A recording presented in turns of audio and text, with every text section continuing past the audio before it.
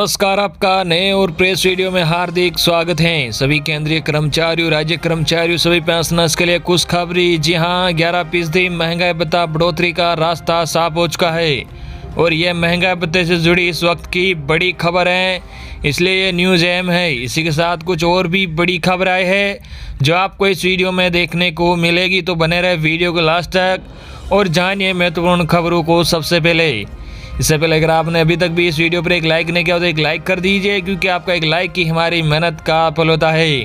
और चैनल को भी फ्री में सब्सक्राइब नहीं किया हो सब्सक्राइब कर लीजिए, ताकि आगे भी आपको कर्मचारियों व पेंशनर से जुड़े हर एक लेटेस्ट अपडेट सबसे पहले फ्री में देखने को मिलती रहे। आज की पहली बड़ी खबर केंद्रीय कर्मचारियों व पेंशनर्स के लिए अच्छी खबर। महंगाई भत्ता डीए में वर्दी का रास्ता साफ। जी हाँ, केंद्रीय कर्मचारियों के लिए एक अच्छी खबर है। जी हाँ, इस साल देश के लाखों कर्मचारियों पेंशनर्स को महंगाई भत्ते का इंतजार है। यदि सब कुछ ठीक रहा तो जल्द ही ये घोषित होगा। इस संबंध में ताज़ा खबर यह है कि लेबर ऑफिस ने जुलाई 2020 से दिसंबर 2020 तक के AICPI के आंकड़े जारी कर दिए हैं। इससे सेंट्रल कर्मचारी के डीए में 4% का इजाफा होना तय है। सिटीजन्स ब्रदरहुड के अध्यक्ष हरिशंकर तिवारी के अनुसार जून 2021 तक डीए बढ़कर 30 से 32% हो जाएगा। इससे केंद्रीय कर्मचारियों को महंगाई भत्ते में 15% का फायदा होगा।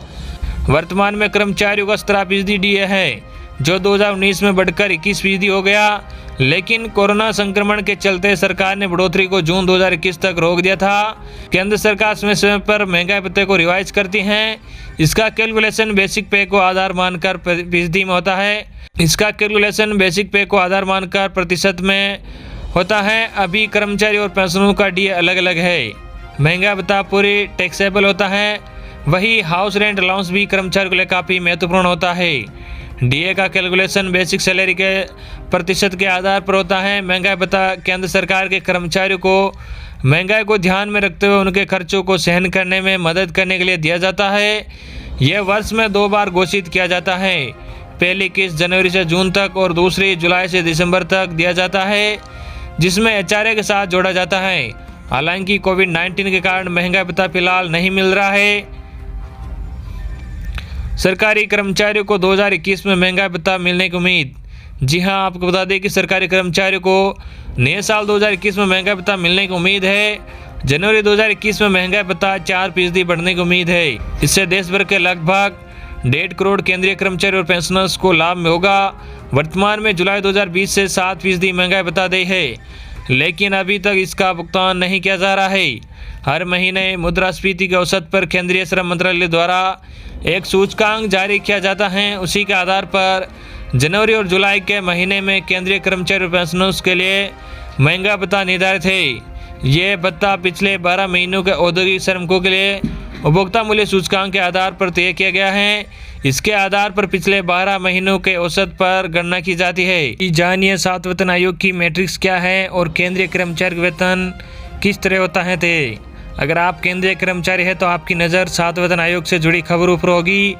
आप अक्सर 7वें वेतन आयोग के बारे में सुनते होंगे। ये आयोग फरवरी 2014 में बना था। 7वें वेतन आयोग ने ग्रेड पे संरचना से जुड़ी समस्याओं को ध्यान में रखते हुए एक नए वेतन मैट्रिक्स की सिफारिश की थी। 7वें वेतन आयोग के लागू होने के बाद केंद्रीय कर्मचारी का दर्जा ग्रेड पे से नहीं बल्कि नए पे मैट्रिक्स से निर्धारित होता है।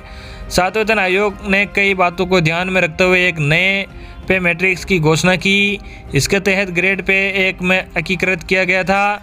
कर्मचारी अब अपने वेतन स्तर को ट्रैक कर सकते हैं, साथ ही आने वाले समय में संभावित वृद्धि के बारे में जानकारी प्राप्त कर सकते हैं। यह आयोग सभी केंद्रीय कर्मचारी वेतन रैंक और पेंशन के सैद्धांतिक ढांचे को बनाने के लिए बनाया गया था।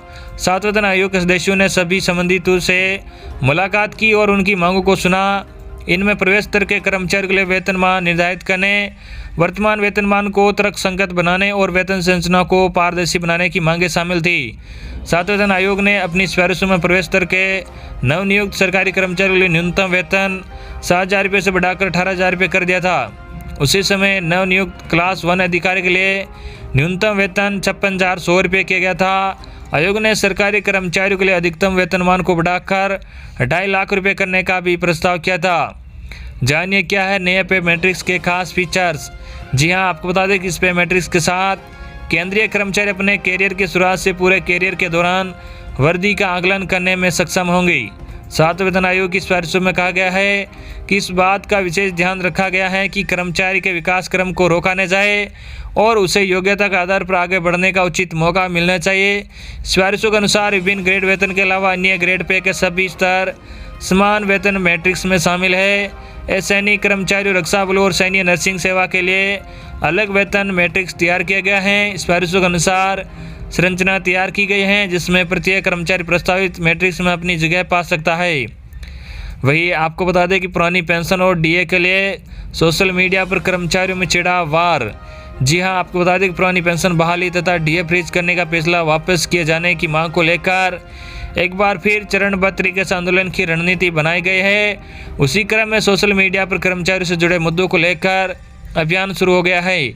अलग अलग संगठनों की ओर से फेसबुक पर अकाउंट भी खोले गए हैं और उन्हें संचालित करने के लिए अलग अलग टीम का गठन किया गया है। केंद्रीय कर्मचारी पेंशनर्स के अलग अलग संगठनों की ओर से 1 फरवरी से आंदोलन की घोषणा की गई थी। 1 फरवरी को चेतावनी दिवस मनाया गया। जल्द ही आगे के आंदोलन का कार्यक्रम जारी किया जाएगा। डाक विभाग के कर्मचारी नेताओं का कहना है कि 26 नवंबर को राष्ट्रव्यापी हड़ताल की गई थी, लेकिन उनकी मांगों पर गौर नहीं किया गया। ऐसे में अब लंबी लड़ाई की योजना बनाई गई है। उत्तर प्रदेश राज्य कर्मचारी महासंघ ने फेसबुक पर इन मुद्दों पर अभियान चला रखा है। पुरानी पेंशन बचाओ मंच की ओर से टेवा नामक फेसबुक अकाउंट खोला गया है।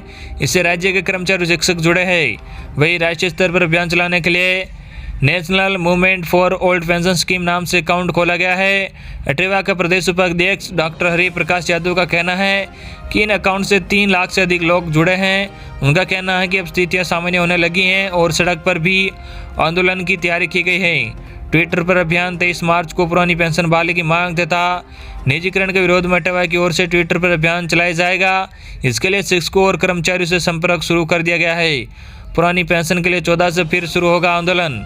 जी हां, आपको बता दें कि पुरानी पेंशन बहाली की मांग को लेकर पुलवामा में सैनिकों की शहादत दिवस 14 फरवरी से एक बार फिर आंदोलन की घोषणा की गई है। National movement for old pension scheme और अटेवा की ओर से शहीदों को श्रद्धांजलि देने के साथ जुलूस निकाला जाएगा। ये अगली बड़ी खबर, गहलोत सरकार ने कर्मचारियों और पेंशनर्स को दी बड़ी राहत। सीपीएफ की ब्याज दरों में नहीं होगी कटौती। जी हां, अशोक गहलोत सरकार ने प्रदेश के करीब 12.5 लाख सरकारी कर्मचारियों और पेंशनर्स को बड़ी राहत दी है। राज्य सरकार ने जीपीएफ, सीपीएफ और अन्य बचत योजनाओं में ब्याज दर स्थिर रखने का निर्णय लिया है। सरकार ब्याज दरों में कटौती नहीं करेगी। राज्य के वित्त विभाग की ओर से जारी प्रपत्र के अनुसार जीपीएफ, सीपीएफ और अन्य बचत योजना में 1.1% की ब्याज दर रहेगी। प्रपत्र के अनुसार ये 1 जून 2021 से लागू मानी जाएगी। ये 31 मार्च 2021 तक प्रभावी रहेगी। पूर्व में 1 अप्रैल से 30 जून 2020 तक भी यही ब्याज दर थी। उससे पहले की तिमाही में ब्याज दर 7.9% थी।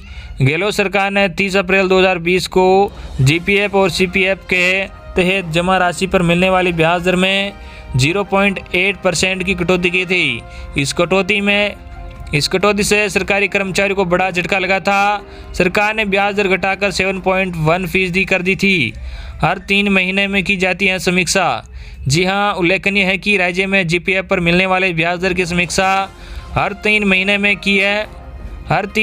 की जाती है। कोरोना वायरस के कारण पहले भी राज्य और केंद्र सरकार ब्याज दरों में कटौती कर चुकी है।